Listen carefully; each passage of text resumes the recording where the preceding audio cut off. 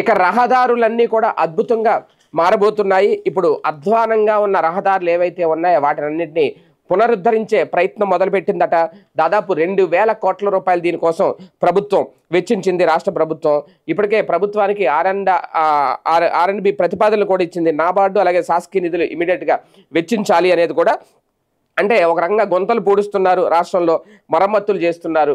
కొన్ని చోట్ల వాహనాలు సాఫీగానే ప్రయాణం సాగించేందుకు వీలుగా ఏర్పాట్లు అయితే చేస్తున్నారు. కానీ కొన్ని చోట్ల మాత్రం రహదారులు చాలా వరకు నాశనం అయిపోయినాయి.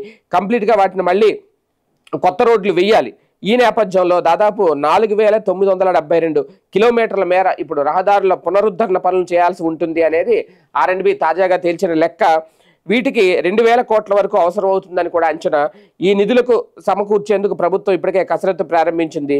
ఘోరంగా ఉన్న రోడ్లు ఏవైతే ఉన్నాయో వాటన్నింటినీ ముందుగా వాటిని చేసుకొని క్రమక్రమంగా మొత్తం అంటే ఇందులో NABARD rural infrastructure development fund ఏదైతే ఉంటుందో ఆర్ఏడిఎఫ్, దీంతో 400 కోట్ల రూపాయలతో 1,247 కిలోమీటర్లు అయితే అభివృద్ధి చేయబోతున్నారు. తర్వాత 900 కిలోమీటర్లకి ఎన్డీబీ రుణం రాబోతుందట.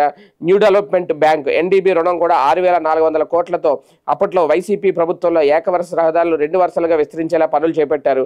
ఈ నిధుల్లో 70% రుణం కాగా రాష్ట్ర వాటా 30% ఉందట. అయితే ఈ ప్రాజెక్టును జగన్ ప్రభుత్వం నిర్లక్ష్యం చేసింది అనేది ఓకే, వారు నిర్లక్ష్యం చేశారు, మరి వీళ్ళైనా దాన్ని పూర్తి చేయొచ్చు కదా, 30% నిధులు వాళ్ళు వేసి.